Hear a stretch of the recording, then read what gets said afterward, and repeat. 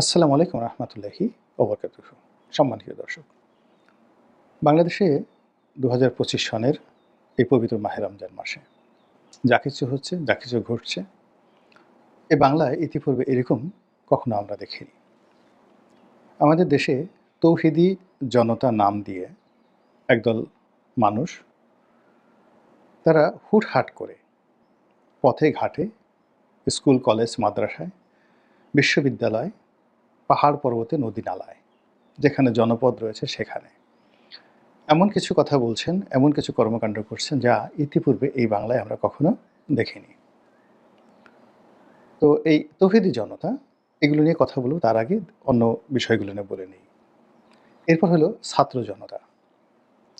ছাত্র জনতা নাম দিয়ে এখন যা কিছু হচ্ছে, এটাও আমাদের মস্তিষ্ক ২০২৪-২৩ সনে কখনো কল্পনা করতে পারেনি।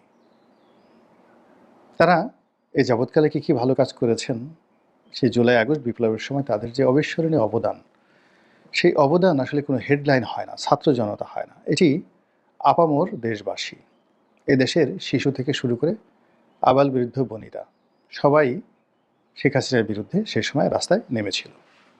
যে আবেগ, উচ্ছ্বাস এবং ভালোবাসা ছিল, এটা কোনো ব্র্যাকেট দিয়ে বা কোনো হেডলাইন দিয়ে এটাকে প্রকাশ করা একেবারে অসম্ভব একটা বিষয়।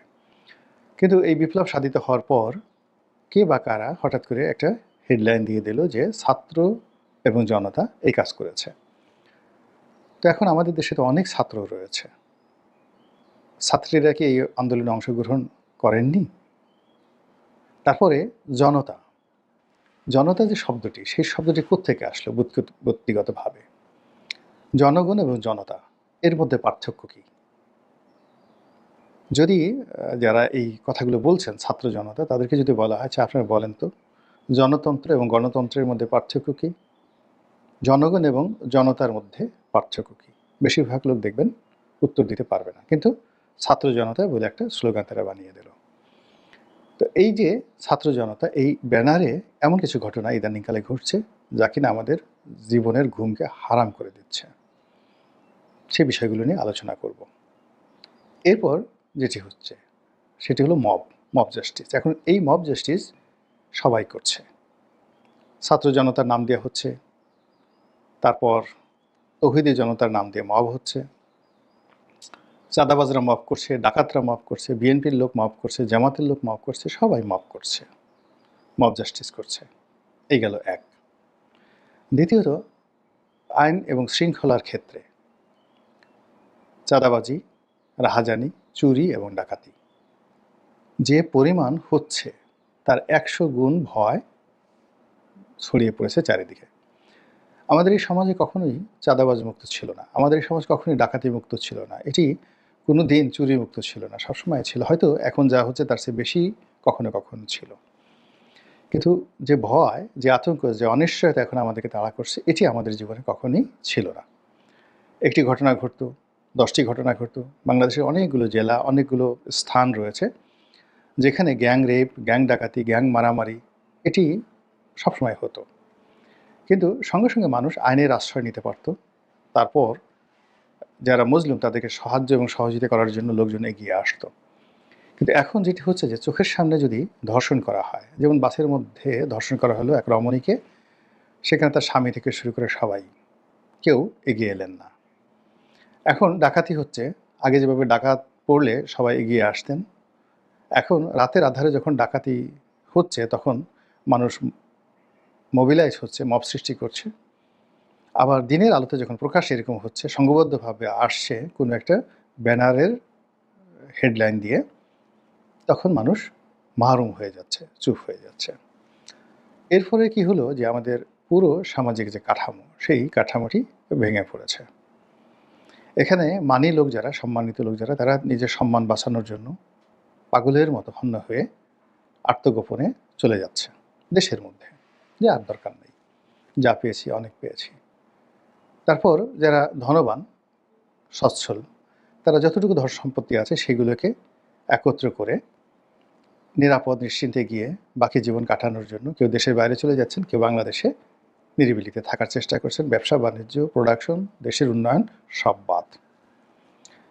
যারা ব্যবসা বাণিজ্যতে আছেন এবং অক্টোপাসের মতো ঋণ তাদেরকে একদম খামচে ধরেছে, পাওনাদার তাদেরকে তাড়িয়ে বেড়াচ্ছে, তারা এই দুনিয়াতে বসে বারবার শুধু হজরত আজরাইল আলাইহিস সালামকে আহ্বান করছেন যে এই কষ্টের চেয়ে আমাদেরকে নিয়ে যাও।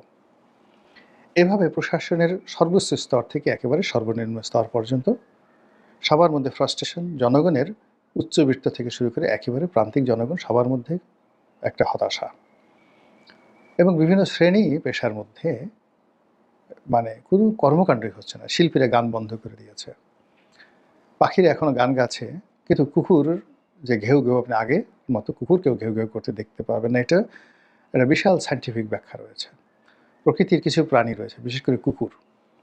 তো কুকুরের যে ডাকাডাকি, এদের যে ক্রীড়া কৌতুক, এদের যে খেলাধুলা, এদের যে স্বাভাবিক চালচলন, এগুলোর উপরে আগামী দিনগুলো কিভাবে যাবে এবং সমাজ কিভাবে চলছে, রাষ্ট্র কিভাবে চলছে, এবং এই রাষ্ট্রের প্রতি আল্লাহ রাব্বুল আলামিনের কী ধরনের নজর রয়েছে, এটি প্রাণীদের আচরণ দ্বারা বোঝা যায়।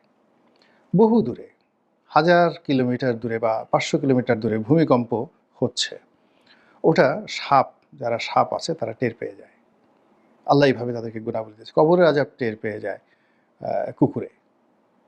কুকুরের যে ঘ্রাণ শক্তি। তো এইভাবে প্রকৃতির অনেক লীলা খেলা, জিন আছে, ভূত আছে, প্রেত আছে, আমরা দেখতে পারি না, কিন্তু প্রকৃতির অনেক প্রাণী এরকম অশরীরী আত্মাদেরকে তারা দেখতে পায়, এমনকি ফেরেশতাদেরকেও তারা দেখতে পায়। তো যেটা বলছিলাম যে এখন এই বাংলায় যে অবস্থা চলছে, তাতে করে ছাত্ররা ভুলে গিয়েছেন পড়াশোনা তাদের করতে হবে। আমার বাসা ঢাকা কলেজের পেছনে, আমি নিজে ঢাকা কলেজের ছাত্র ছিলাম। আমার সব ভাইরা ঢাকা কলেজে পড়াশোনা করেছে ইন্টারমিডিয়েট। তারপরে আমার দুটো ছেলেকে আমি ঢাকা কলেজে পড়িয়েছি ইন্টারমিডিয়েট, এখন তারা দেশের বাইরে আছেন।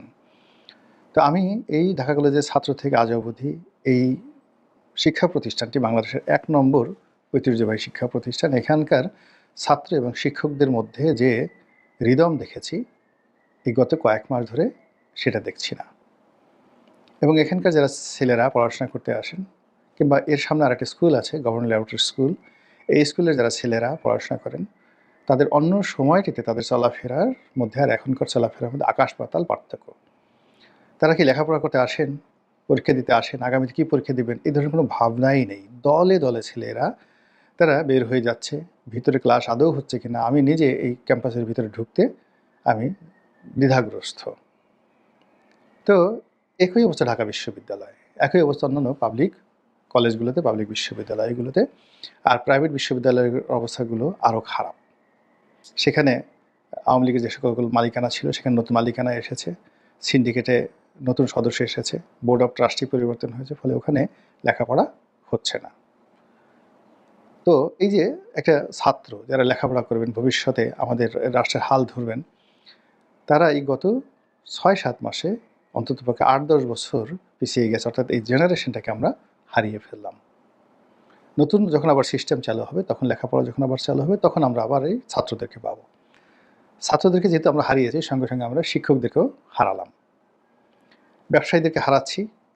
প্রায় প্রতিদিনই ব্যবসা প্রতিষ্ঠান বন্ধ হচ্ছে, এবং প্রতিটি ব্যাংক, বিমা থেকে শুরু করে ছোট বড় অফিস, কর্পোরেট অফিস, সবগুলোতে, এমনকি মাল্টিন্যাশনাল কোম্পানিগুলো, সবগুলোতে লাল বাতি জ্বলছে। কাজেই আমরা ব্যবসা বাণিজ্য হারিয়ে ফেলছি সময়ের বিবর্তনে।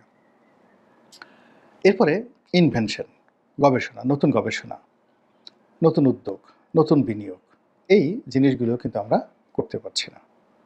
কেন পারছি না? তার কারণ হলো এই যে রাজনৈতিক অস্থিরতার কারণে আমাদের শরীর মন সাড়া দিচ্ছে না। অনেকের বদহজম প্রবল আকার ধারণ করেছে, বাংলাদেশে বসে যা খাচ্ছে রুচিহীন হয়ে পড়ছে, সবাইকে সন্দেহ করছে, অকারণের ভয়ের কারণে তার শরীরের যে পেশির কর্মকাণ্ড, মস্তিষ্কের নিউরনের যে কর্মকাণ্ড, রেচনতন্ত্রের যে কর্মকাণ্ড, পায়খানা পেশাব হওয়ার যে প্রক্রিয়া, এগুলো সবই ব্যাহত হচ্ছে। এমনকি যারা ডাক্তার রয়েছেন, এই চিকিৎসা করবেন, গিয়ে দেখেন তাদের মধ্যে এত ফ্রাস্ট্রেশন, ডাক্তার আর রুগীদের কী চিকিৎসা করবেন, তারা নিজেরাই অনেকে রোগী হয়ে পড়েছেন। এবং এখন এই অবস্থার মধ্যে আমরা সব কিছু কেমন যেন অন্ধকার দেখছি। এই অন্ধকার দেখার কারণে আমরা বুঝতে পারছি না যে এই অবস্থাকে ডক্টর মোহাম্মদ ইউনূস করলেন, ছাত্র জনতার নামধারী তারা করলেন, বিএনপি জামাত তারা করলেন, আওয়ামী লীগ করছে, নাকি বিএনপি করছে। কিন্তু বাস্তবতা হলো যে সব কিছু এলোমেলো হয়ে গেছে।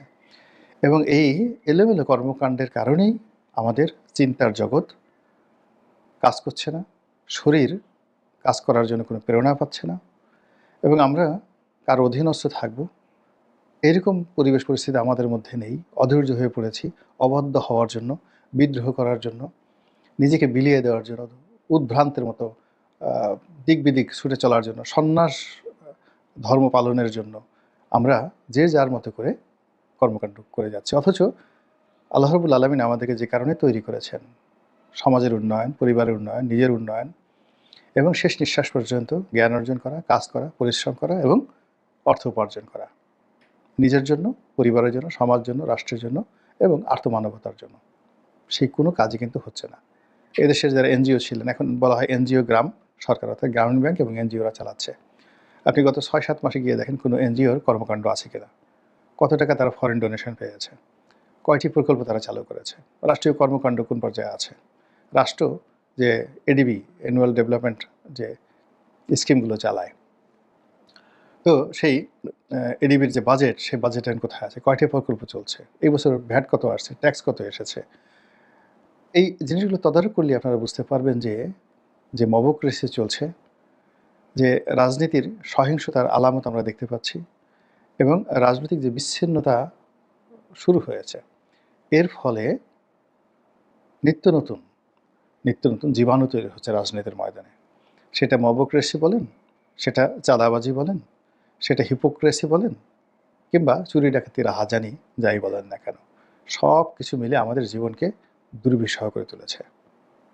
আল্লাহ রাব্বুল আলামিন আমাদেরকে রক্ষা করুন, হেফাজত করুন এবং দয়া করুন। আসসালামু আলাইকুম ওয়া রাহমাতুল্লাহি ওয়া বারাকাতুহু।